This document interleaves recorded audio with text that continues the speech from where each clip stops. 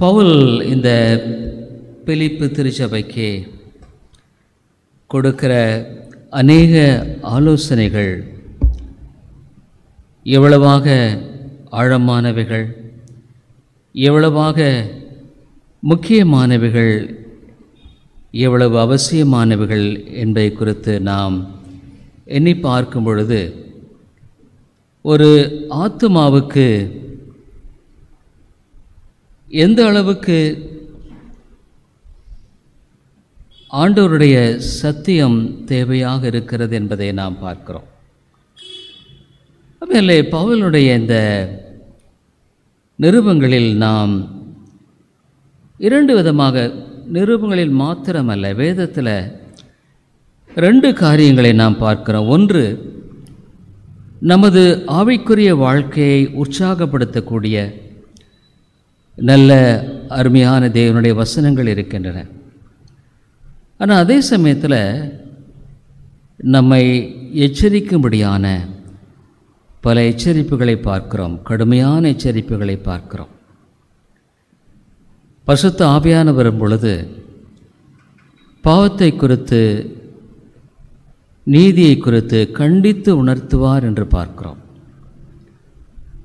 பவுலும் கூட தீமோத்தேயுக்கு எழுதும் பொழுது நீ கண்டித்து பாவத்தை உணர்த்துன்னு சொல்கிறதை பார்க்கிறோம். அதுமாதிரி பாவம் என்பது ஒரு கொடிய வியாதியைப் போல, வியாதியை விட அது கொடியது. ஒரு டாக்டர் இடத்துல போகும்பொழுது எப்போ பார்த்தாலும் அவர் சத்தூசி போடுறேன், உனக்கு நல்ல டானிக் கொடுக்குறேன்னு சொன்னால் அந்த டாக்டர் சரியான டாக்டராக இருப்பாரா? இருக்க மாட்டார். ஏன்? உன்னுடைய வியாதி சரீரத்தில் இருக்கான்னு பார்த்து தான் அவர் கொடுக்கணும். புற்றுநோய் போன்ற வியாதிகளெல்லாம் ஆரம்பத்தில் நமக்கு தெரியாது. அநேகர் ஏன் புற்றுநோயில் மரித்து போகிறாங்க? காரணம் என்னென்னா, புற்றுநோயில் 3 ஸ்டேஜஸ் இருக்குது. First stage, second stage, third stage. இந்த புற்றுநோயில் பெரும்பாலான புற்றுநோய் எங்கே வேணாலும் வரலாம்.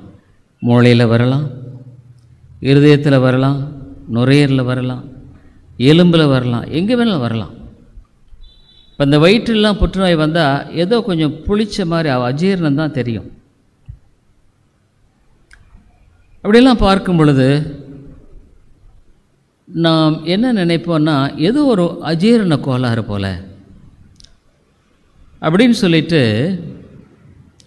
நம்ம கடையில் போய் மாத்திரைகள், இந்த ஆன்டாசிட் எல்லாம் சொல்லி, ஜெலுசு, இந்த மாதிரி சில மாத்திரை சொல்லுவாங்க, அதை வாங்கி சாப்பிடுவாங்க. அப்போதைக்கு அது கொஞ்சம் சரியாகிற மாதிரி இருக்கும். ஆனால் அதனுடைய வேதனையை உணரக்கூடிய காலம் வரும் பொழுது, டாக்டர் இடத்துல போகும் பொழுது டாக்டர் சொல்லுவாங்க, உங்களுடைய புற்றுநோய் முத்தி போயிடுச்சுங்க, நீங்கள் முன்னையே வந்திருக்கணும். எனக்கு இன்னுமே ஞாபகம் இருக்குது, நான் 3வது வருஷம் படிக்கிறேன்னு நினைக்கிறேன். அப்போல்லாம் நாங்கள் 3வது வருஷத்தில் கிளினிக் போகணும். ஒரு மனிதனுடைய அப்போ அந்த எல்லாம் பண்ணுவாங்க, அந்த வியாதியஸ்தர் வருவாங்க, அந்த படுக்கை மேலே படுக்க வச்சு ஸ்டூடெண்ட்ஸ் எல்லாம் பார்ப்பாங்க, தொட்டு பார்ப்பாங்க. அப்போ அந்த மனிதனுடைய வயிற்றில் தொட்டு பார்க்கும் பொழுது கல் மாதிரி ஒரு கட்டி இருக்குது. அவர் முன்னையே வந்திருக்கலாம், வராமல் போயிட்டார். ஆனால் இப்போது அந்த கல் மாதிரி இருக்க கட்டியை எடுத்துட்டா கூட அந்தளவுக்கு அது வளர்ந்துருக்குன்னு சொன்னால், அந்த புற்றுநோயிலிருந்து, அந்த வயிற்றில் இருக்கிற புற்றுநோய் வேறு இடத்துலையும் கூட பரவி இருக்கலாம். மூளைக்கு போயிருக்கலாம், நுரையீரலுக்கு போயிருக்கலாம், வேறு இடத்துல போயிருக்கலாம். அப்போ என்னென்னா, அந்த வயிற்றில் இருக்கிற புற்றுநோய் கட்டி எடுத்துட்டா கூட மற்ற இடத்துல இருக்கிற புற்றுநோய் கட்டி வளர ஆரம்பிச்சிருமே. பாருங்கள், எவ்வளோ ஆபத்தானதில்லை? ஆகவே பாவம் அதை விட கொடியதுங்க. ஏன்னு கேட்டால், பாவம் உன்னுடைய வாழ்க்கையில் உடைய சமாதானத்தை எல்லாம் திருடிடுது. பாவம் உடைய வாழ்க்கையில் ஆண்டவருக்கு உனக்கும் இருக்கிற அந்த தொடர்பை துண்டித்து விடுகிறது. அதனுடைய கொடுமையே அதுதாங்க. உன் ஆண்டவரை உன்னால் விசுவாசிக்க முடிகிறதில்ல. பாவம் எப்பொழுதுமே இழுக்குன்னு வேதம் சொல்லுது. அபாமினேஷன் டு எ நேஷன், ஒரு தேசத்துக்கு சரி, ஒரு தனி மனிதனுக்கு சரி. ஆகவே தான் பாவத்தை குறித்து வேதமானது எந்த விதத்திலும் ஒத்துப்போகும்படியாக பேசவே இல்லை. பரவாயில்ல, இந்த பாவம் தானே, பரவாயில்ல, இல்லைங்க, பாவம்தான், புற்றுநோய் தான், வியாதி தான். நேற்று தினத்தில் ஒரு சிஎஸ்ஐ ரெவரண்ட் அவர் ஒரு ஃபியூனரல் சர்வீஸ் பார்த்தேன் நேற்று இரவு. பார்த்த பொழுது என்னுடைய இருதயம் ரொம்ப உடைந்தது. ஏன்னா அந்த சிஎஸ்ஐ அந்த ரெவரண்ட் அவருடைய வயசு பார்க்கும் பொழுது ஒருவேளை ஒரு 45 இருக்கும்னு நினைக்கிறேன். நிறையா சிஎஸ்ஐயருங்களாம் வந்து இது பண்ணுறாங்க. அவர் எதனால் இறந்தார்னு எனக்கு தெரியல. நான் யோசித்தேன், எந்த வயசில் இவர் ஏன் இறந்திருப்பார், என்ன காரணமாக தெரியலையே. ஆனால் என்னுடைய இருதயத்தை அதிகமாக பாதித்தது என்னென்னா, அவருடைய இளம் மனைவி அந்த இடத்துல எல்லாமே இருக்கிறாங்க, ஆனால் அந்த அம்மா மட்டும் அழுது கொண்டே இருக்கிறாள். அந்த அழுகையை யாராலும் நிறுத்த முடியல. ஏன்னா அந்த அம்மாவுக்கு தான் அவனுடைய பாதிப்பு தெரியும். அந்த பிள்ளைகளை கூப்பிட்டு அந்த அம்மா சொல்கிற அந்த அடக்கம் புதைக்கும் பொழுது அந்த அம்மா சொல்லுங்க, அப்பா வந்து பாருங்கள், இனிமேல் பார்க்க முடியாது. கடைசி மட்டுமா அந்த சகோதரி அழுது கொண்டிருந்தாள். அதை பார்க்கும் பொழுது அருமையாலே, வாழ்க்கை என்பது நாம் நினைக்கிறபடி அல்ல. வாழ்க்கை என்பது உன்னுடைய வாழ்க்கையில் எவ்வளவு காலம் நம்ம வாழுவோங்கிறது நிச்சயம் இல்லை. ஆனால் நான் யோசித்தேன், ஒருவேளை இந்த குடும்பம் இன்றைக்கு ஒரு தகப்பனற்ற நிலையில் போயிருக்கு. யார் தேற்ற முடியும்? அவளுடைய சூழ்நிலை தெரியாது. ஒருவேளை அவங்களுக்கு இந்த பிள்ளைகளெல்லாம் வளர்க்கக்கூடிய பணம் இருக்கா தெரியாது. அவள் எதிர்காலம் எப்படி இருக்கும்? அந்த மனைவியானவள் தான் அதில் ரொம்ப பாதிக்கப்பட்டவள். அருமையாலே, மரணம் என்பது எந்த நேரத்தில் ஏற்படலாம். நம்ம யூடியூப்லாம் பார்க்குறோம், பயங்கரமான விபத்துகள், அழிவுகள். நேற்று இரவு இன்னொரு நிகழ்ச்சியை பார்க்குறேன். எதுக்காக சொல்கிறேன்னா, வாழ்க்கை என்பது ஒரு குடும்பத்தில் 2 பெண் பிள்ளைகள், ஒரே ஒரு ஆண் குழந்தை மட்டும் பிறந்திருக்குது. இந்த ஆண் குழந்தைக்கு 13 வயசு. ரொம்ப சந்தோஷமாக இருந்திருக்கும் இல்லைங்களா? 2 பெண் குழந்தை, அடுத்து பரவாயில்ல ஆண் பிறந்துருச்சு. ஆகவே அந்த ஆண் பிறந்ததுன்னு சொல்லிட்டு அந்த குழந்தைக்கு சிகிச்சை அளிக்கும்படியாக டாக்டர் இடத்துல போயிருக்காங்க. போயிட்டு திரும்பி வரும் பொழுது விபத்தில் அந்த 2 பெண் பிள்ளைகள், தாய், ஒரு 5 பேர் இறந்துட்டாங்கன்னு நினைக்கிறேன். அந்த சின்ன குழந்தையும் தகப்பனும் மாத்திரம் உயிர் ஊசலாடி கொண்டிருக்கிறது. ஒருவேளை அவங்க பிழைத்தாலும் கூட எப்படி நீ வாழ்க்கை? எவ்வளோ சந்தோஷமாக இருந்திருக்கும், ஒரு பையன் பிறந்துட்டானே. ஆனால் எவ்வளோ சீக்கிரம் துக்கம் அங்கே உள்ள பிரவேசிச்சு பார்த்தீங்களா? ஆகவே தான் பாவம் எப்பொழுதுமே இழுக்கு மாத்திரமல்ல, உன்னுடைய வாழ்க்கையில் வேதம் என்ன சொல்லுறதுன்னா, உன்னுடைய அழைப்பு எந்த நேரத்தில் வேணாலும் வரலாம், எப்படி வேணாலும் வரலாம், நீ ஆயத்தமாக இருக்கிறையான்னு தான் கேட்குது. இப்போ இந்த வேதம் 2மே சொல்லுது. பாவத்தை குறித்து கண்டித்து உணர்த்துகிறது, சத்தியத்தின் மூலமாக நம்மை தேற்றுகிறது. இது 2ம் தான் சத்தியம். இன்றைக்கு சபைகளில் விதமான காரியங்கள் எல்லாம் இல்லைங்க, விதமான காரியங்கள் இல்லை. சபைகளில் இன்றைக்கி என்ன மக்கள் எதிர்பார்க்குறாங்கன்னா, அங்கே போனால் நல்ல ஆசீர்வாதமாக சொல்லணும், அவர் நம்மளை ஆசீர்வதிப்பார், நமக்கு நினைச்சது கிடைக்கும், நம்முடைய வாழ்க்கை கஷ்டம் இல்லாமல் இருக்கும். இப்படி போதனையை தான் மக்கள் இன்றைக்கு விரும்புகிறாங்க. அவை போதவர்கள் என்ன பண்ணுறாங்க? அதைத்தான் அதிகமாக போதிக்கிறார்கள். ஆனால் பரிசுத்த ஆவியானவர் வரும் பொழுது உன் பாவத்தை குறித்து கண்டித்து தான் உணர்த்துவார். இயேசு கிறிஸ்து அவர் பிரசங்கம் பண்ணின பொழுது சிலர் சொன்னாங்க, இது ரொம்ப கடினமான உபதேசமாக இருக்கு, போயிட்டாங்க. கடினமான உபதேசமாக இருக்கு. இப்போ இயேசு சீஷர்களையும் பார்த்து கேட்குறாரு, நீங்களும் போக மனதாக இருக்கிறீர்களா?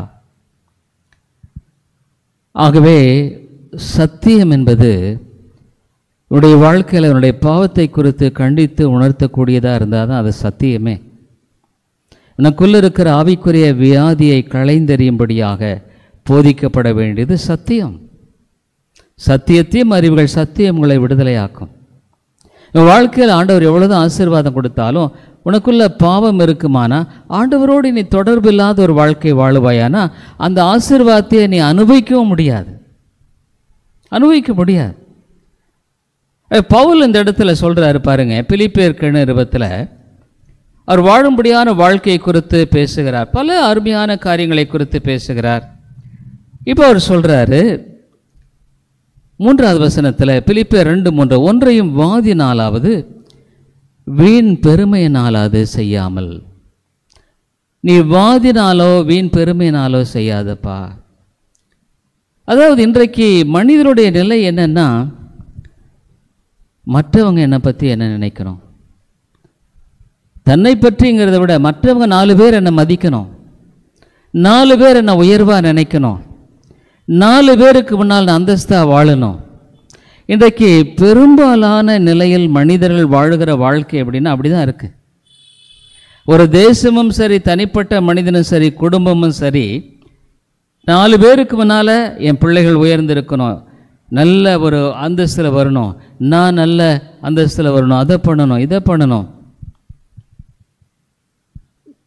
அதுமாதிரி உன்னுடைய வாழ்க்கையில் அது உனக்கு ஆசீர்வாதமாகவே இருக்காது. உன்னுடைய முதலாவது தேவை என்ன தெரியுங்களா? தேவனோடு நீ ஒப்புரவான ஒரு வாழ்க்கை தான் உன்னுடைய முதலாவது தேவை. நீ தேவனோடு சரியான ஒரு உறவு இல்லைன்னா நீ எப்படி கிறிஸ்தவ வாழ்க்கையை வாழ முடியும்னு நினைக்கிற? சொல்லுங்க. 2 விதமான போதனை இருக்கு. ஒன்று மத ரீதியான போதனை. நீ பல மதங்கள் இருக்கு, அதுல கிறிஸ்தவ மதம் ஒன்று. இன்னைக்கு ஆலயத்துக்கு எத்தனையோ பேர் போறாங்க வர்றாங்க. ஒரு இயேசுவை பின்பற்றுகிற என்ற ஒரு மத ரீதியான ஒரு காரியத்தை வேதம் போதிக்கல. வேதம் போதிக்கிறதெல்லாம் உனக்கும் ஆண்டவருக்கும் உறவு சரியா இருக்கணும். நீ அவரை அறிந்திருக்க வேண்டும், அவருடைய சத்தத்தை நீ கேட்டு வாழ வேண்டும். அவர் உன்னை குறித்து பேசுவாரானா அதை நீ உணர்ந்து ஏற்றுக்கொள்ளக்கூடிய ஒரு தாழ்மை உனக்கு வேணும். சரியான டாக்டர் வந்து புற்றுநோய் இருக்குன்னு சொன்னால், அப்பா நீ புற்றுநோய் இருக்கு, உனக்கு இந்த மாதிரிலாம் செய்யணும் சொல்கிறாருன்னா யாருக்காக சொல்கிறாரு? டாக்டருக்காகவா? இந்த வியாதியஸ்தனுக்காக சொல்கிறார். ஆகவே வாழ்க்கையில் வந்து இன்றைக்கு அநேக மக்கள், மத ரீதியான மக்கள் சத்தியத்தை ஏற்றுக்கொள்ள முடியாது, மாட்டார், அஃபண்ட் ஆயிடுவாங்க. என்ன இவர் எப்போ பார்த்தாலும் பாவன்றாரு, கண்டிப்பாக சொல்கிறாரு. கொஞ்சம் மன உருக்கமாக சொன்னால் எவ்வளோ நல்லா இருக்கு. மன உருக்கமாக நான் சொல்லுவேன், கடைசியில் உன்னை எங்கே கொண்டு போய் சேர்த்துன்னு தெரியும், எனக்கு தெரியும். அதுதான் உன் வாழ்க்கையில் பாவம் என்கிற வியாதி உன்னை சமாதானமற்றவனாக மாற்றி விடுகிறது. உனக்கு விசுவாசம் இல்லையே. ஒரு பிரச்சனை வரும் பொழுது என் தேவன் என்னோடு கூட இருக்கிறார், அவர் என்னை பலப்படுத்துவார், என்னை வழிநடத்துவார். அது வீணான நம்பிக்கை இல்லை, ஆண்டவனோடு கூட இருக்கிறதை அவர் நிரூபிக்கிறார், ஒவ்வொரு அடியில் நிரூபிக்கிறார். பவுல் சொல்றாரு, நீங்க எதை செய்தாலும் சரிப்பா, வாதினாலாவது செய்யாத. அப்படின்னா என்னன்னா, வாக்குவாதம் பண்ணிட்டு செய்யாத. நிறைய குடும்பங்களில் வாக்குவாதத்தை பார்க்குறோம் இல்லைங்க. மனைவி சொன்னால் கணவன் ஏற்றுக்கொள்ள முடியறதில்ல, மனைவி சொன்னால் கணவன் ஏற்றுக்கொள்ள முடியறதில்ல. ஏதாவது ஒரு பிரேக் அடிக்கிறது. காரணம் அடிப்படையிலேயே தேவனோடு ஒரு மனிதன் ஒப்புரவாகாமல் மனிதனோடு அவன் ஒப்புரவாக மாட்டான், தெரிஞ்சுக்க. தேவனோடு அவன் ஒப்புரவானவனாக இருந்தால்தான் மனிதனோடு ஒப்புரவான நிலையில் அவன் ஞானமாய் வாழ முடியும். அதில் தான். அதனால் எனக்கு கிறிஸ்தவ குடும்பங்கள் இன்றைக்கி ஏன் பிரச்சனைகள்ங்க? தேவனோடு ஒரு மனிதன் ஒப்புரவானால் அவன் ஞானமாக செயல்படுவான், ஞானமாய் சொல்லுவான். நீங்கள் புருஷன் கணவனாகலும் சரி மனைவியானாலும் சரி பாருங்கள், நீங்கள் செய்கிற சரியில்லைன்னு சொன்னால் கோபம் வந்துடும். உடனே சொல்லுவாங்க, அப்போ நான் செய்கிறது எல்லாமே தப்பு தானா? எல்லாமே தப்பு இல்லை, இது தப்புன்னு சொன்னால் கூட. அப்போது ஞானமுள்ள கணவன் ஞானமுள்ள மனைவி உன் குணத்தை தெரிஞ்சுக்குவாங்க. என்னுடைய புருஷன் இப்படிப்பட்டவர், என்னுடைய மனைவி இப்படிப்பட்டவள். ஆகவே ஞானமாக நடக்க கற்றுக்கொள்வாங்க. என்ன ஞானம்? எது சொன்னாலும் இவங்க ஏற்றுக்கொள்ள மாட்டாங்க. ஆகவே பொறுமையை கடைபிடிப்போம். எதுக்கு தகராறு? பிள்ளைகளுக்கு முன்னாலேயும் தகராறு. இன்றைக்கி நிறைய பேர் அப்படி தான் பண்ணுறாங்க. பிள்ளைகளுக்கு முன்னாலேயும் சண்டை போடுறாங்க. ஐயோ, என்ன ஒரு பரிதாபம்! கிறிஸ்தவ குடும்பங்கள் அப்படி நிலையில் இருக்குது. எனக்கு ஒன்றும் உங்களை பற்றி எனக்கு தெரியாது. இங்கே இருக்கிற ஒரு சிலர் தான் எப்படி இருக்கீங்கன்னு எனக்கு தெரியாது. உங்கள் மனைவியோடு கணவனோடு பிரச்சனையே வராதுன்னு நினைக்காதீங்க. பிரச்சனை காலம் முழுக்க இருக்கும், காலம் முழுக்க இருக்கும். கல்யாணம் நீ பண்ணிக்கிட்டீன்னா அதுக்கும் நீ ஆயத்தமாக இருந்தால் தான் நீ வாழ்க்கை நடத்த முடியும். இல்லைன்னா தனியாக இருந்தாலும் பிரச்சனை தான். பேச்சுலராக எவ்வளோ காலம் வாழ முடியும்? அதுவும் கஷ்டம், இதுவும் கஷ்டம், அதுவும் கஷ்டம், எல்லாம் கஷ்டம்தான். ஆனால் ஞானமாக இருந்தால் நீ அதை ஞானமாக கையாளுவாய். உன்னுடைய மனைவியை கையாள உனக்கு தெரியும், உன் கணவனை கையாள உனக்கு தெரியும். நீ பாட்டுக்கு வாக்குவாதத்தில் ஈடுபட மாட்ட. வாதினாலாவது வாக்குவாதம் பண்ணி நீ ஜெயிக்க முடியாது. அது இன்னும் அதிகமான பிரச்சனைக்குள்ள உள்ளாகும், இன்னும் அதிகமான குழப்பத்துக்குள்ளாகும். ஆகவே ஞானமாக இருக்கிறவர்கள் அமைதியாக இருந்துருவாங்க. அமைதியாக இருந்தால் கூட சில மனைவிமார்களாக புருஷன்மார் விட மாட்டாங்க. என்ன நான் சொல்கிறது புரியலையா, கேட்கலையா? நான் என்ன சொல்லிகிட்டே இருக்கிறேன், நீங்கள் பாட்டு பேசாமல் இருக்கிறீங்க. நான் சொல்கிறது ஒரு 2% தான். 98% உங்களுக்கே தெரியும். நான் இதை பெரிய பிரசங்கமாக பண்ண வேண்டிய அவசியம் இல்லை. அப்போ ஞானமாய் நீ நடக்கிறதுக்கு உனக்கு அந்த அறிவை யார் தர முடியும்? தேவன் தான் தர முடியும். வாதி. ஆனால் ஒன்று தெரிஞ்சுக்குங்க, யாரையும் நீங்கள் மாற்றவே முடியாதுங்க. நான் யாரையுமே மாற்ற முடியாது. உங்களையெல்லாம் மாற்ற என்னால் முடியாது.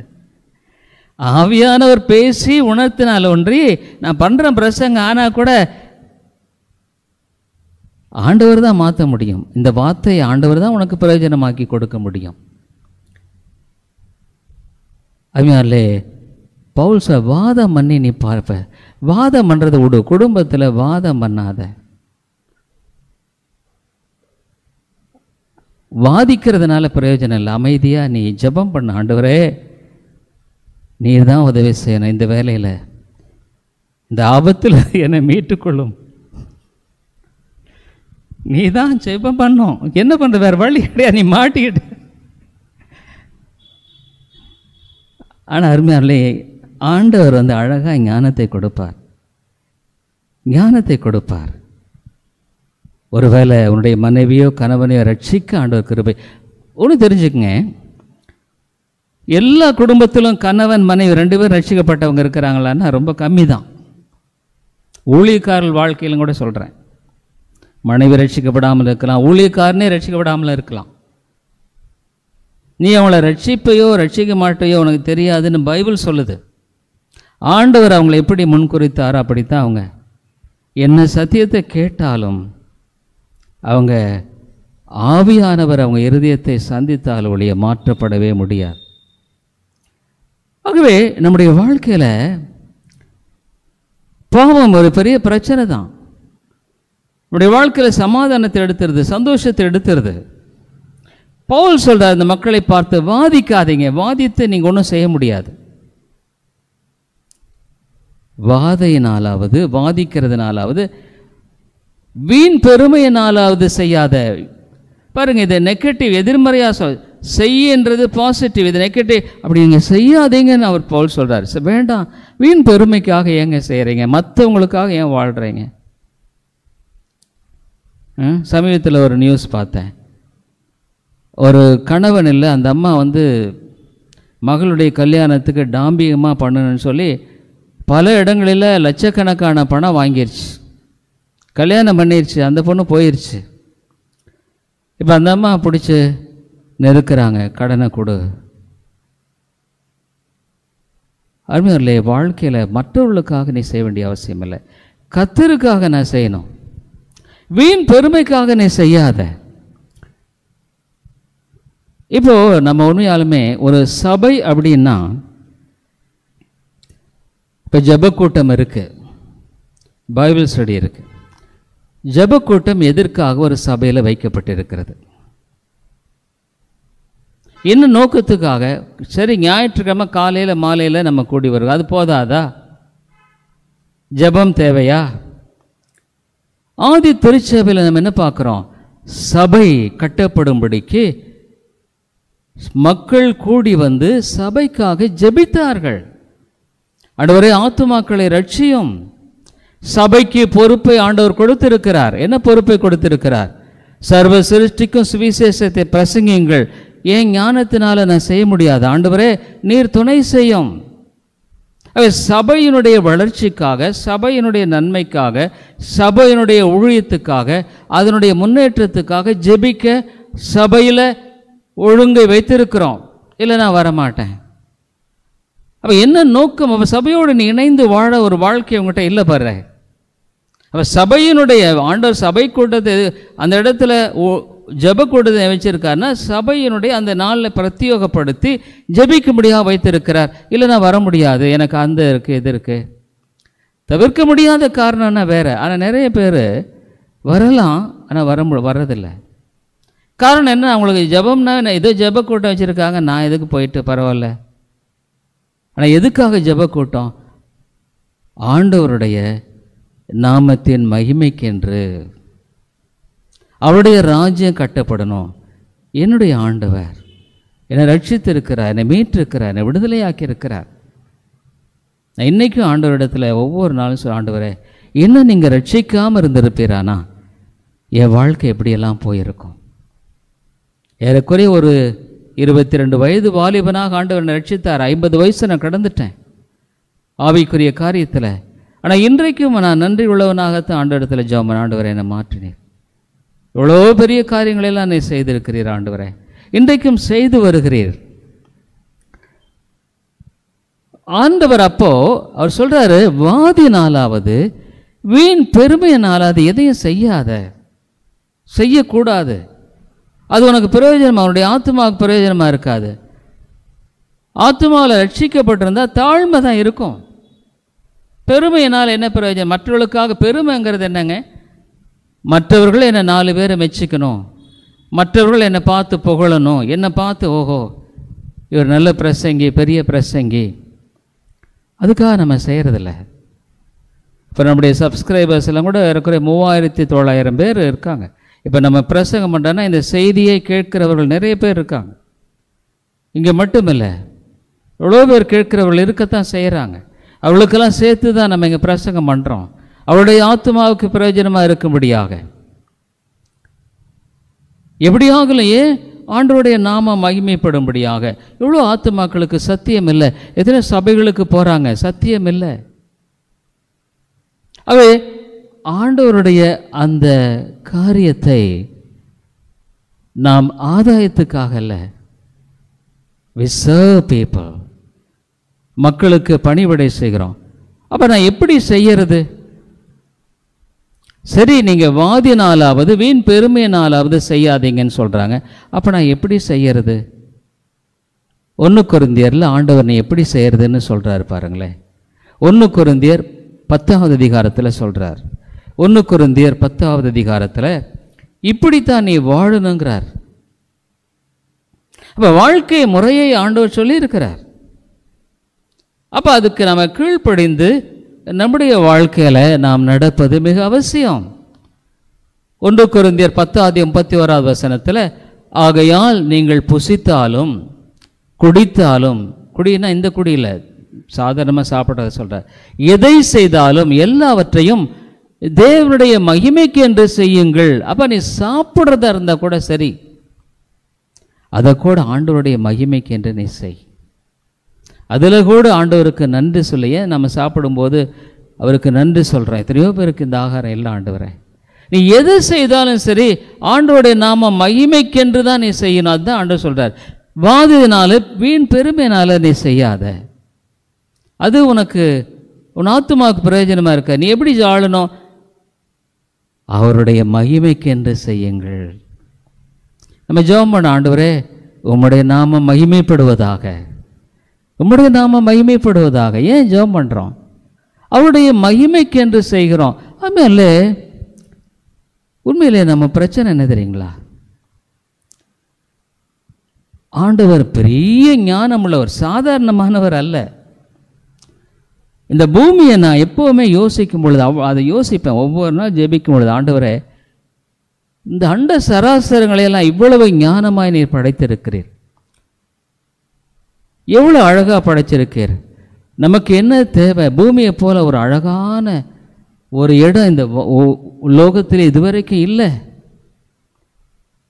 எவ்வளவு செடி கொடிகள், இயற்கை காட்சிகள், அழகான சூழ்நிலை. அதை எப்படி இயக்குறார் பாருங்க. நீங்கள் ஒவ்வொன்றுமே அதில் அர்த்தம் இருக்குது. அந்த பூமி, நான் சமீபத்தில் அந்த யூடியூப்பில் அந்த பூமி எவ்வளோ பெருசுங்க, சாதாரணமானதில்லை. நம்ம வாழ்கிற இந்த பூமி அது அப்படியே சுற்றுதுங்க, மெதுவாக சுற்றலை. ஒரு மணிக்கு 16,600 கிலோமீட்டர் வேகத்தில் சுற்றுது.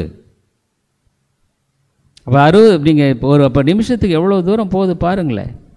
அவ்வளோ வேகமாக சுற்றுது. அந்த பூமி சுற்றுற அந்த மேக்னெட்டிக் வாய்ஸ், அந்த மேக்னெட்டிக் சவுண்டை நான் கேட்கும் பொழுது, அதை பண்ணி அந்த மேக்னிஃபை பண்ணி போட்டிருக்காங்க. பயங்கரமாக இருக்குது. அப்படியே அது சுற்றுது. நம்ம இதில் தான் சுற்றிட்டுருக்குறோம். அதோடு கூட அந்த சூரியனை சுற்றி வருகிறது.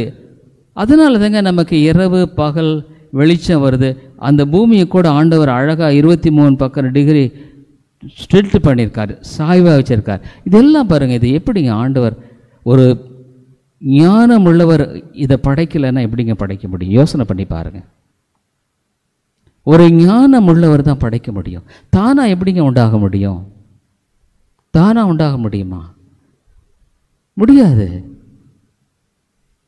ஒரு குரங்குக்கும் எனக்கு வித்தியாசம் இருக்குது. ஏற்காட்டில் போகும்போது நிறைய குரங்கு இருக்குது, அது வேற, நான் வேற. என் படைத்தது அவருடைய சாயலில் நான் படைக்கப்பட்டிருக்கிறேன். அவருடைய ஞானத்தை எனக்கு கொடுத்திருக்கிறார். ஆகவே தான் மனுஷன் இவ்வளோ பெரிய காரியங்களெல்லாம் செய்கிறான். அப்போ அதை படைத்த கடவுள் ஒருவர் உண்டுங்க. கடவுள் இருக்காரா இல்லையான்னு நினைக்காத, அவர் இருக்கிறார், இருக்கிறார். உன் வாழ்க்கையில் அவர் எப்படியெல்லாம் வெளிப்படுத்துகிறார், எவ்வளோ ஆச்சரியமாக செய்கிறார். அவரை மகிமைப்படுத்த, ஆண்டவரே எனக்கு எத்தனை கிருபைகள், எத்தனை அவன் வாழ்க்கையில் எதை செய்தாலும் அவரை நீ மகிமைப்படுத்தணும்னு ஆண்டவர் சொல்லுது. ஆனால் நீ இப்படி வாதினாலாவது வீண் பெருமையினாலாவது செஞ்சு என்னங்க பிரயோஜனம் இருக்குது? ஒன்றுமே பிரயோஜனம் இல்லை. இன்றைக்கி நிறைய பேர் அப்படி தான் வாழ்ந்துட்டுருக்காங்க. என்னை பார்த்து 4 பேர் பெருமைப்படணும், எதில் அது இது பாருங்க. ஒன்று சொல்கிறேன், தேவனுடைய ஞானம் மிக மிக பெரியது. பூமியை உயர்க்கிற அவர் ஞானம் உன் வாழ்க்கையில் எல்லாம் அவருக்கு தெரியும், எல்லாமே தெரியும். இன்றைக்கி நீ உட்காந்துருக்கிற, நாளைக்கு இந்த நேரத்தில் எங்கே உட்காந்துருப்ப தெரியும்.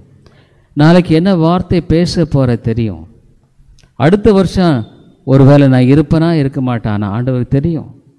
என்னுடைய முடிவு எங்கே இருக்குது, எந்த நிலையில் இருக்குது, எல்லாம் ஆண்டவருக்கு தெரியும். அவர் சர்வ ஞானம் உள்ளவர். அவருடைய கரத்தில் ஆண்டவர் எப்போவுமே அதான் சொல்கிறாரு, அவருடைய பலத்த கைக்குள்ள நீ அடங்கி இருப்பா, ஏற்ற வேளையில் உன்னை உயர்த்துவார். அவருடைய பலத்த கைக்குள்ள நீ அடங்கிரு, அவர் கையில் உன்னை ஒப்படைச்சிரு, அவர் அழகாக செய்வார். அதுமாதிரி நான் இன்னைக்கு வரைக்கும் அதான் செய்கிறேன். நான் 50 வருடங்களாக ஆவிக்குரிய வாழ்க்கை வாழ்ந்திருக்கேன். இன்றைக்கும் ஆவிக்குரிய பாடங்களை கற்று வருகிறேன். நான் என்ன பண்ண அவருடைய கரத்தில் கொடுத்துட்றேன்.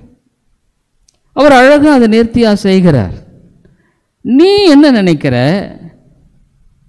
இப்படி செஞ்சால் சரிப்பட்டு வராது, அப்படி செஞ்சால் சரிப்பட்டு வராது. அதனால் ஆண்டவருக்கு நீ இடமே கொடுக்க மாட்டேங்கிற. அவருடைய உன்னத ஞானத்துக்கு ஒப்பு கொடுத்து நீ உன்னுடைய காரியங்களை அழகாக ஆண்டவர் செய்து முடிக்க அவர் விரும்புகிறாரு. எனக்காக யாவற்றையும் செய்து முடிக்கிற என் தேவனாகிய கர்த்தர் எனக்காக எல்லாத்தையும் அழகாக செஞ்சிருவார். அப்படி அவர் சொல்லியிருக்கிற அந்த தேவன், அவர் நான் அவனுடைய வாழ்க்கைக்குரிய காரியத்தை அழகாக செய்கிறேன்னு சொல்லியிருக்கும் பொழுது, நான் ஒரு வேளை இல்லை நான் இப்படி செய்கிறேன் அப்படி செய்கிறேன்னு போனால் ஆண்டவரை நான் மகிமைப்படுத்த மாத்திரமில்லை, அவருக்கு நீ இடமே கொடுக்க மாட்டேங்கிற. ஆகவே உன் வாழ்க்கையில் நீ ஜெபம் பண்ணும், ஆண்டவரே என்னன்னா அவருக்கு இடம் நீ கொடுக்க மாட்டேங்கிறிய. நீ உன்னுடைய அந்த யோசனை புத்தியை தான் செய்ய பார்க்குறிய ஒழிய அவருடைய கரத்தில் ஒப்பு கொடுக்க விரும்புறதில்லை. ஒரு டாக்டர் சொல்கிறாரு, உனக்கு அப்போ அந்த கட்டி இருக்குது, அறுவை சிகிச்சை பண்ணுன்னு சொன்னால் டாக்டர் அந்த மயக்க மருந்து கொடுத்தாருன்னா அதை நீ ஏற்றுக்கொள்ளணும். அப்போ தான் அதை அறுத்து எடுக்க முடியும்.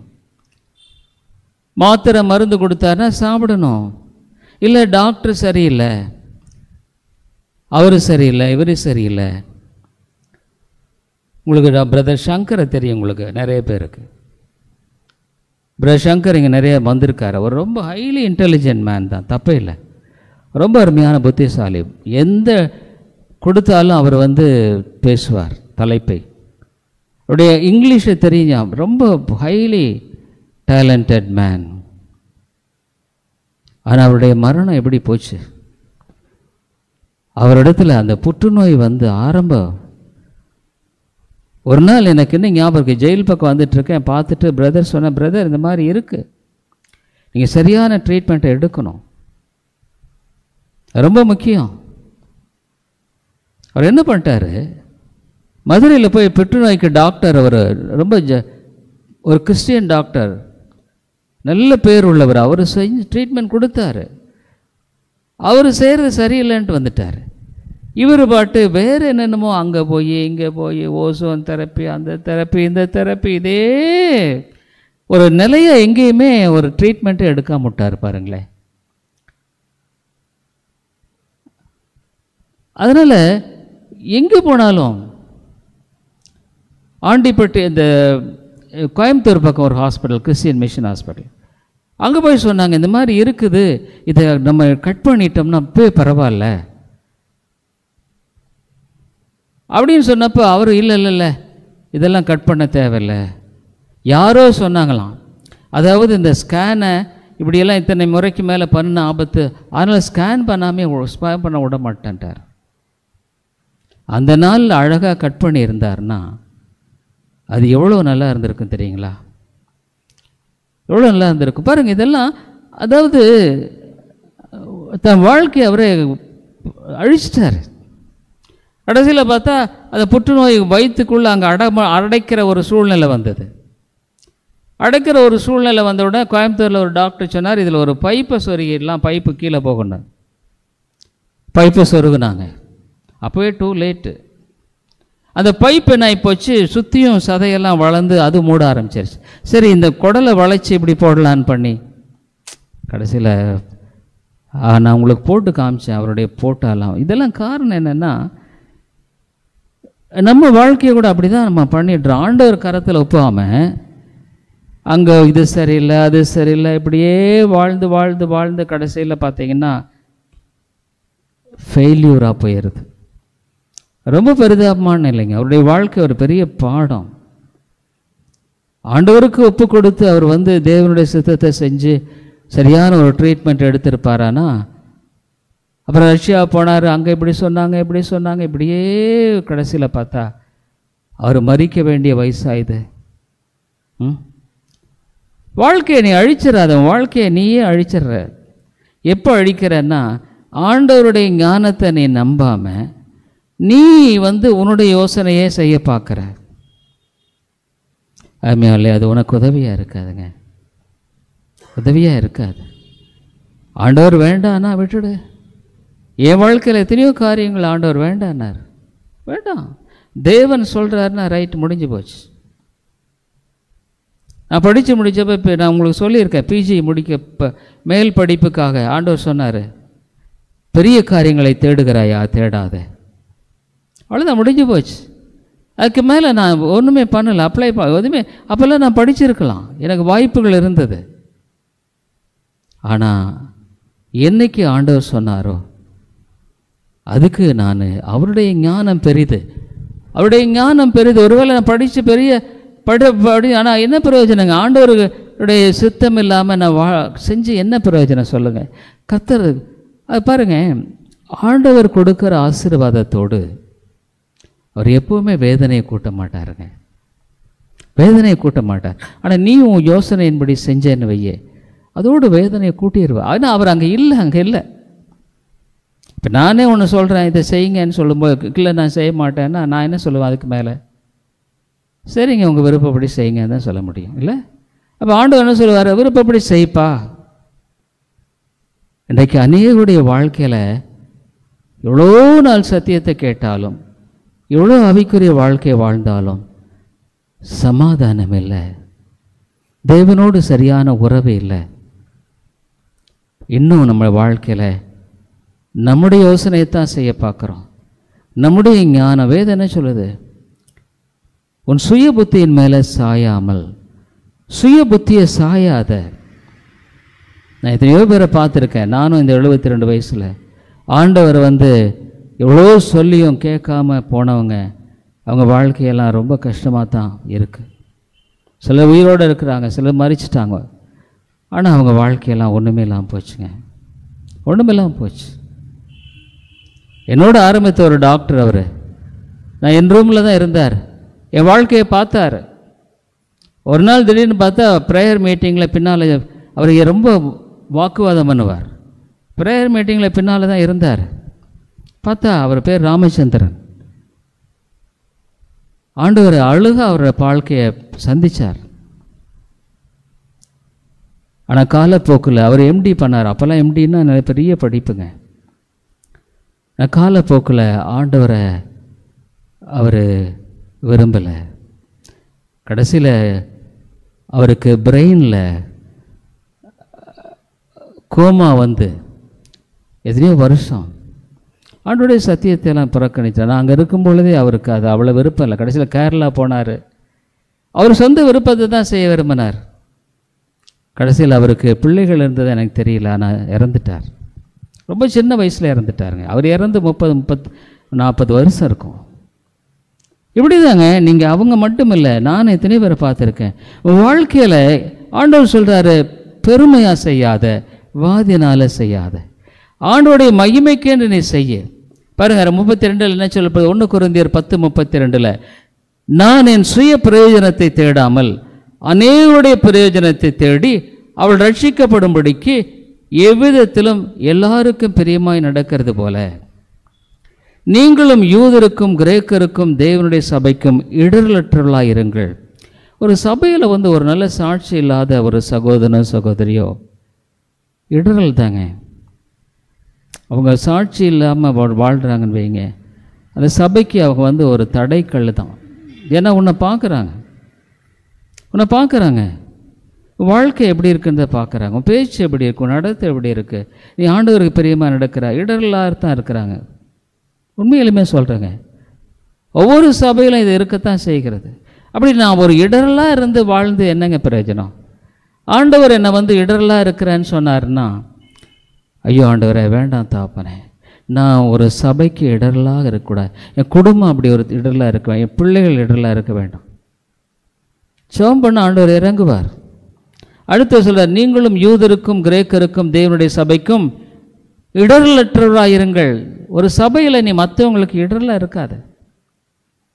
நான் பார்க்கும் பொழுது 4 பேர் ஆண்டவரை பற்றி தவறாக பேசுனா நல்லாவா இருக்குது? நீ எந்த சபைக்கு போகிறேன், எந்த சபைக்கு போகிறேன்னா அவங்க அந்த சபையெல்லாம் இப்படி தான் இருக்கும் போல நினைப்பாங்க. என்ன ஒரு பரிதாப நிலையில் அவங்க வாழ்க்கையில் ஆண்டவர் இருக்கிறது இல்லை, ஆசீர்வதிக்கிறது இல்லையே. அருமையானே, தேவனுடைய ஞானத்துக்கு ஒப்புக்கூடாமல் இந்த உலகத்தில் நீ எவ்வளோ தான் சாதிச்சிரு, எவ்வளோ சாதிச்சிரு, ஆனால் அதோட வேதனையை நீ அறுக்கத்தான் வேணும். அதில் கண்டிப்பாக நான் சொல்ல தான் வேணும், வேறு வழி இல்லை. இல்லை ஆண்டவர் உன்னை ஆசீர்வதிப்பார், உனக்கு அதை கொடுப்பார், இதை கொடுப்பார், அப்படி கொடுப்பார், இப்படி கொடுப்பார் நான் சொல்ல முடியுமா? பைபிள் சொல்லுது அதனோட வேதனையை கூட்டுவார். எத்தனை பெற்றோர்கள் பிள்ளைகளுக்கு இடரலாக இருக்காங்க தெரியுங்களா? அவங்க வாழ்க்கை சரியில்லாதனால பிள்ளைகள் வந்து கஷ்டப்பட வேண்டியதாக இருக்கு. அது வாழ்க்கை சபைக்கு இடரலாக இருக்கா பாருங்கள். இடரலற்றவர்களாக இருங்கள்னு ஆண்டவர் சொல்கிறார். யாருக்குமே இடரலாக இருக்காது. நீ ஒரு சாட்சியாய் வாழ்ந்து ஒரு சபையில் இருக்கேன்னா அந்த சபைக்கு உன்னுடைய வாழ்க்கையில் சபை கட்டுறது. அவன் அதை ஜெப கூட்டன்னா நான் அந்த நாளில் கூடி நம்ம ஜெபிக்கிறோம், சபையை கட்டுறோம். ஆண்டவர் ஜெபத்தை கேட்குறாரு. இல்லை எனக்கு அதெல்லாம் முடியாதுன்னா ஒன்றே ஒன்று சொல்கிறேங்க இல்லைங்க, நீங்கள் வந்து ஆண்டவருக்கு பிரியமாக இருந்தால் ஆண்டவர் உங்களை ஆசீர்வதிப்பார். நான் ஊழியக்காரன்னா சத்தியத்தை தான் நான் போதிக்க முடியும், அது தவிர வேறு எதுவுமே நான் போதிக்க முடியாது. கண்டிப்பாக பேச வேண்டிய இடத்துல பேசித்தான் ஆகணும், வேறு வழி கிடையாது. ஆவியானவர் பாவத்தை குறித்து கண்டித்து உணர்த்துவார். ஐயோ இவங்க கோச்சுக்குவாங்களே, அவங்க கோச்சுக்கலாங்கன்னு சார் ஊழியனாக இருக்கு. மனுஷனை நான் பிரியப்படுத்த முடியாது. பைபிள் பவுல் என்ன சொல்கிறாரு? மனுஷரை பிரியப்படுத்தவர்களாயிராமல். மனுஷரை பிரியப்படுத்த நான் இன்னும் தேவனுடைய ஊழியக்காரன் இல்லை. உனக்கு இருக்கிற வியாதி பாவ வியாதி, கொடிதான வியாதி, உன்னை வாட்டி வதைக்குது. வாழ்க்கையில் சமாதானம் இல்லை, வாழ்க்கையில் விடுதலை இல்லை. அது மாத்திரமில்லை, உன்னுடைய ஆத்மா எங்கே போகும்? நீ தேவனோட ஒப்புரவாகாமே வாழ்ந்துட்டே போயிட்டேன்னு வையே, எங்கே நீ போவ? எங்கே நீ போவ? அதனாலே நரக மோட்சம் இல்லைன்னு நினைக்காத. அந்த வானத்தை, அந்த பூமியை, நான் இருக்கிற பூமியை அதுக்கு சாட்சி, நான் பார்க்குற சூரியன் சாட்சி. 10,000 செல்சியஸ் அப்படி ஒரு சூரியனை உண்டாக்கின ஒரு நரகத்தை அவருக்கு உண்டாக்க முடியாதா? என் கண்ணு முன்னால் தான் நான் பார்க்குறேன். அவ்வளோ பயங்கரமான கோலம், இவ்வளோ அழகான ஒரு பூமியை உண்டாக்கின ஒரு மோட்சத்தை உண்டாக்க முடியாதா? அவர் இல்லாங்க எப்படிங்க இதெல்லாம் வந்தது? அவர் இல்லாமல் நீ எப்படி வந்த? உன்னுடைய வாழ்க்கையில் நீ தேவனுக்கு பிரியமா? ஆனால் ஒன்று தெரிஞ்சுக்குங்க, உன்னுடைய வாழ்க்கையில் நீ தான் உத்தரவாதி. நீ ஆண்டவரை புறக்கணிக்கிறதோ ஏற்றுக்கொள்வதோ உன்னுடைய காரியம்தான். இது சத்தியத்தை தான் சொல்ல முடியுமே ஒழிய உன்னை விசுவாசிக்க நான் முடியாது. ஆண்டவரே உன்னை கிரியை செய்யலைன்னா யாருங்க கிரியை செய்ய முடியும்? ஆண்டவரே புறக்கணிச்சிட்டார்னா ஐயோ அது ரொம்ப பயங்கரம். ஏசாவை ஆண்டவர் புறக்கணிச்சிட்டார். ஆண்டவர் நல்ல ஒரு ஸ்லாக்கியத்தை கொடுத்தார். அவன் ஆண்டவருடைய ஆவிக்குரிய காரியத்தை அலட்சியப்படுத்திட்டான். புத்திர சுவிகாரத்தை பாக்கியத்தை வேண்டாம் கூழுக்கு வித்துட்டு போயிட்டாங்க. ஆனால் அவனே அழுகையோடு மனம் திரும்புதலை தேடியும் மன மாறுதலை காணாமல் போனான். நீ ஒருவேளை உன்னுடைய மரண படுக்கையில் ஆண்டவரே ஆண்டவரே மண்ணினா மனம் தர முடியுமா? முடியாதுங்க. அந்த மனநிலை உனக்கு வராது. சில சொல்லுவாங்க கள்ளன் சிலுவையில் கடைசியில் மனம் திரும்ப, அப்படியே நான் மனம் திரும்பணும். முடியாது. எனக்கு இன்றைக்கி இருக்கிற பக்தி நாளைக்கு இருக்குமான அது கிருபை. அப்படி இருக்கும் பொழுது நான் என்னுடைய வாழ்க்கையில் நான் அப்போ மனம் திரும்பிக்கலான்னா இவ்வளோ பேர் போயிட்டாங்க. ஆனால் வாழ்க்கையில் நரகத்துக்கு போயிட்டீன்னா உனக்கு விடுதலையே இல்லை. உன்னை போல பரிதவிக்கக்கூடியவர்கள் யாருமே இருக்க முடியாது. எவ்வளோ சத்தியத்தை கேட்டோம், உன்னுடைய வாழ்க்கையில் எவ்வளோ வாய்ப்புகளை ஆண்டவர் மறுபடியும் கொடுத்தோம். அவரோடு நீ ஒப்புரவாக அமைய வாழ்ந்துக்கிட்டு எவ்வளோ காலம் நீ வாழ முடியும்? பவுல் சவுலை பார்த்து சொன்னி முள்ளில் உதைக்கிறப்பா, உன்னை தான் காயப்படுத்திக்கிற. சத்தியம் சத்தியம்தான் தாங்க. தன்னையே பலியாக ஒப்பு கொடுத்த அந்த அன்பு எனக்கு வேண்டாம், நான் என் வழியில் தான் போவேன். செய்ய பைபிள் அதுக்கும் நல்ல இது சொல்லுது. என்ன சொல்கிறாருன்னா அநியாயம் செய், இன்னும் அநியாயம் செய்யட்டுன்னு தான் சொல்லுது பைபிள். நீதியாக இருக்கிறவன் என்ன நீதியாக இருக்கட்டும், பரிசுத்தமாக என்ன பரிசுத்தம், பைபிள் அதான் சொல்லுது. நீ செய்கிறையா செய்ய, இப்படி செஞ்சாலும் சரி அப்படி செஞ்சாலும் சரி. வேதம் தெளிவாக சொல்லுது. பைபிள் முடிக்கும் போது அதான் சொல்லுது. இவ்வளோ சத்தியத்தை சொல்லிட்டு கடைசியில் ஆண்டவர் அதான் சொல்கிறார், பாவம் செய்கிறவன் இன்னும் பாவம் செய்யட்டும், நீதி செய்கிறவன் நீதி செய்யட்டும். உன் கையில் இருக்குது. ஆனால் ஒன்று தெரிஞ்சுக்கோ, நான் இன்றைக்கி ஒரு இது பார்த்தேன், ஒரு யூடியூப்பில் ஒரு சில சினிமா நடிகைகள் அவங்க 19 நிறைய பேர் 90 வயசில் இருக்கிறவங்களாம் கூட இருக்கிறாங்க. 19 வயசில் எப்படி இருந்தாங்க, 90 வயசில் எப்படி இருந்தாங்கன்றத அந்த 2 படம் போட்டிருக்காங்க. இளமையில் அவ்வளோ அழகு, ஆனால் பாட்டியானவனால படு பாவமாக இருக்குது. ஐயோ, உன் அழகு எவ்வளோ நாளைக்கு நிற்கும் சொல்லு, உன்னுடைய பணம் எவ்வளோ நாளைக்கு நிற்கும்னு சொல்லு. பாருங்க, ஆண்டவரை தவிர உனக்கு வேறு கதியே கிடையாது. ஆனால் அது உன்னுடைய காரியம். நீ அவருடைய சத்தத்தை கேட்டு நீ நடந்தாயனா உனக்கு உண்மையான ஆசீர்வாதம் இருக்கும். இல்லை எனக்கு வேண்டான்னா, அதனாலே இன்னொரு வசனத்தை பார்த்து முடிக்கிறேன். கொலோசியர் 3:24. கொலோசியர் 3:24 ஆண்டவர் என்ன சொல்கிறார்? கொலோசியர் 3:24 எதை செய்தாலும் அதை மனுஷர்களுக்கென்று செய்யாமல் கர்த்தருக்கென்றே மனப்பூர்வமாய் செய்யுங்கள். நீ எதை செஞ்சாலும் சரி, மனுஷனுக்காக செய்யாத. மனுஷனை புகழுவான், மனுஷனை எதுக்காக நீ செய்ய வேண்டியதில்லை. எதை செய்தாலும் அதை மனுஷர்களுக்கென்று செய்யாமல் கர்த்தருக்கென்றே மனப்பூர்வமாய் செய்ய, முழு மனதோடு செய். Serve the Lord Jesus. நம்ம முன்னால் பார்த்தோம், அவருடைய மகிமைக்கென்று எதை செய்தாலும், சாப்பிட்டாலும் எதுனாலும் அவருடைய மகிமைக்கென்று செய். இங்கே சொல்லுது, மனுஷனுக்குன்னு செய்யாத, ஆண்டவருக்கு என்று செய். அவன் வாழ்க்கை ஆண்டவர் அழகாக கட்டுவார், உன் குடும்பத்தை அழகாக கட்டுவார். ஆண்டவருடைய ஞானம் மிகப்பெரியது. என்னைக்கு ஆண்டவரை நான் ஒரு அறிவியனன், நான் இன்றைக்கும் அதே தான் சொல்கிறேன். ஆண்டவரே, எனக்கு ஞானம் இல்லை, எனக்கு அறிவில்லை, எப்படி சொல்கிறது எனக்கு தெரியாது, எனக்கு உதவி செய்யும். சிலுவையிலே தன்னையே பலியாக ஒப்பு கொடுத்த, அதான் வேதம் சொல்லுது, இவ்வளோ பெரிதான ரட்சிப்பை குறித்து நீ கவலையற்றுன்னா வரும் கோபாக்கு எனக்கு எப்படி தப்பித்து கொள்ள முடியும்? அப்போ நான் உண்மையாக ரட்சிக்கப்பட்டிருக்கேன், நான் நிச்சயப்படுத்திக்கிறேன். ஆமாம், பைபிள் சொல்ல, அழைப்பையும் தெரிந்து கொள்வதை உறுதியாக்கும்படி ஜாக்கிரதையாக இரு. எனக்கு நிறைய பேர் என்ன தெரியுங்களா பிரச்சனை, நான் எப்படியும் ரட்சிக்கப்பட்டிருக்கேன்னு நினைக்கிறாங்க. நீ உண்மையாக ரட்சிக்கப்பட்டிருப்பா, ஏன்னா உன்னுடைய வாழ்க்கையில் உன்னுடைய இருதயமே சாட்சியிடும். ஞானுடைய பிள்ளை, பைபிள் எப்படி நிறைய பேர் கேட்குறாங்க, நானுடைய பிள்ளைன்னு எப்படி தெரிஞ்சு கொள்ளலாம்? தேவ ஆவியானவர் உன்னுடைய ஆவியோடு கூட சாட்சியிடுவார்னு பைபிள் சொல்லுது. நீ யானுடைய பிள்ளைங்கிறத குறித்த ஒரு உண்மையான அந்த ஒரு நிச்சயம் உனக்கு இருக்கும். ஆண்டவர், இன்றைக்கி நான் ஒருத்தர் பேசுகிறேன், நம்ம சர்ச்சுக்கு வந்தவர், அவர் ஜொமேட்டோவில் இது பண்ணிகிட்டு இருந்தார். அப்புறம் திடீர்னு ரொம்ப நாளைக்கு பின்னால் வந்தார். அவர்கிட்ட சொன்னேன், 2 பேர் ஒரு தேவையில் இருக்கிறாங்க, அங்கே வர்றாங்க. ஒருத்தர் ஆண்டவராக இயேசு கிறிஸ்துவினிடத்தில் வந்து கேட்குறாரு, ஆண்டவர் எனக்கு உதவி செய்யும். ஆண்டவர் உதவி செய்வாரா? செய்வார். பைபிளில் பார்க்குற எத்தனையோ வியாதிகளை சுகப்படுத்தியிருக்கார். அவரிடத்தில் வந்து ஒரு வெறுமையாக போகலை. ஆனால் இன்னொரு வந்து அவருடைய மகன், அவன் எப்படி கேட்பான்? உரிமையாக கேட்பான், நான் என்னுடைய அப்பா இடத்துல நான் போகிறேன். நீ ஒரு தகப்பனாக வாழ்க்கையில் ஆண்டவரை அறிந்திருக்கிறதுங்கிறது வேற. ஆண்டவர் சொல்கிறாரு, நான் அப்பத்தை கேட்டால் கல்லை கொடுப்பேனா, மீனை கேட்டால் பாம்பை கொடுப்பேனா? அது யாருக்கு? மகனாக இருந்தால் தாங்க அதுக்கு. நான் ஒரு மகன், உனக்குள்ள ஆவியானவர் சாட்சி எடுக்கிறார் Bible. You are a Sun. நீ வந்து மற்றவங்களை போல் ஆண்டிடத்தில் கிட்டி சேரதில்லை. ஒரு நாள் காலையில் தான் ஆண்டிடத்தில் போகும்போது, ஆண்டவரை என்னுடைய தகப்பன் நீங்கள், யூ ஆர் மை ஃபாதர். அந்த ஒரு சன்ஷிப், அதாங்க ரட்சிப்பு.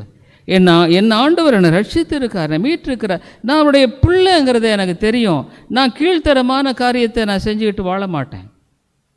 அதுக்கு எங்கே அதுக்கு ஆரம்பம்? இருதயத்தில் ஆவியானவர் சாட்சி கொடுப்பார், அந்த அமைதி இருக்கும். உண்மையிலே வாழ்க்கை யோசிச்சுப்பா. நீ ரசிக்கப்பட்டிருக்கன்னு நினச்சிக்கிட்டு போகிறதுல வந்து ஆபத்து இருக்குது. நீ ரசிக்க விடாமல் இருக்கலாம். அப்போ நீ ரசிக்கப்பட்டிருக்க நினச்சிக்கிட்டு கடைசியில்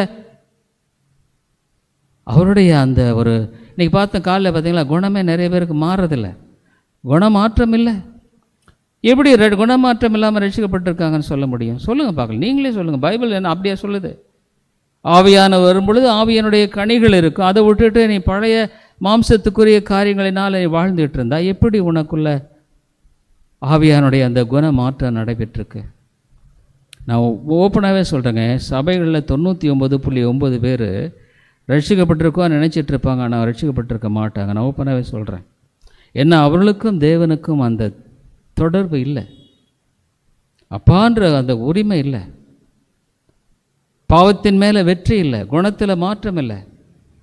ஒரு உண்மையான தேவனுடைய அதை கருத்தாக ரட்சிப்பை யோசிக்க என்ன பண்ணுவாங்க? இல்லை, தப்பு, ஆண்டவரே என்னை மாற்றும், இது எனக்கு வேண்டாம்.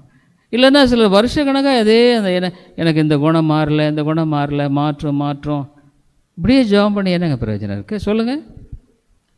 வேதனை சொல்ல பாவங்களை மறைக்கிறவன் வாழ்வடைய மாட்டான், அவளை அறிக்கை செய்து விட்டு விடுகிறவன். உங்கள்கிட்ட அதில் விடுதலை வந்துட்டியா? ஆண்டவர்கிட்ட வந்திருக்கிறியா? இந்த பாவத்துக்காக இந்த நிலைக்காக வந்திருக்கிறியா? அவனை விடுதலையாக்கி இருக்கிறாரா? அவர் சொல்கிறாரு, குமாரன் விடுதலையாக்கினால் மெய்வா விடுதலையாவீர்கள். அந்த விடுதலை உனக்கு இல்லையே, அவள் எப்படி நீ ரட்சிக்கப்பட்டிருக்கான்னு சொல்ல? எதை வச்சு நான் சொல்கிறேன்ற? வேதத்தை வச்சு நான் பேசுகிறேன், வேதத்தின் அடிப்படையில் நான் பேசுகிறேன். ஐயோ என்ன இப்படியெல்லாம் சொல்லிட்டாரு இவர், என்ன போய் ரட்சிக்கப்படலைன்னு சொல்லிட்டாரு. பேசி என்னங்க பிரயோஜனம்? இந்த வேதம் தான் பேசணும், இந்த வேதம் தான் உன்னை நிறுக்கணும். இது தராசு, இது தானே. அதுமாதிரி உன்னுடைய வாழ்க்கை உன் கையில் தான் இருக்குது.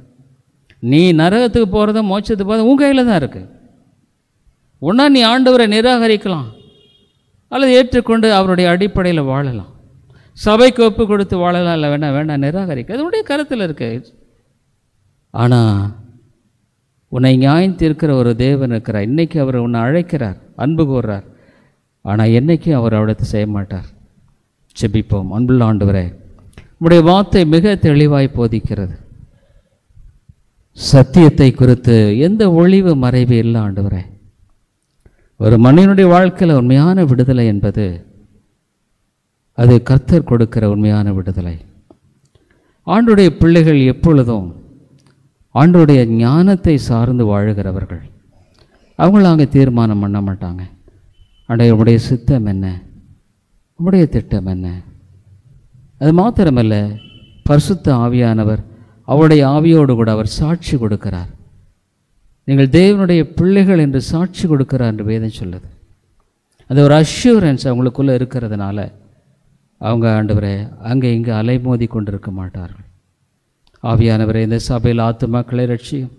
இவ்வளோ பிரதான ரட்சிப்பை குறித்து அவங்க கவலையற்று வாழ்வார்களானா நீங்கள் தான் இறங்க முடியுமா ஆண்டவரே? நீங்கள் மட்டும்தான். ஆனால் நாங்கள் எப்போவுமே உயிரோடு இருக்க மாட்டோம். ஒரு நாள் மரிக்கணும், ஒரு நாள் நியாய தீர்ப்பு உண்டு, ஒரு நாள் ஆண்டவருக்கு முன்பாக நாங்கள் நிற்கணும்.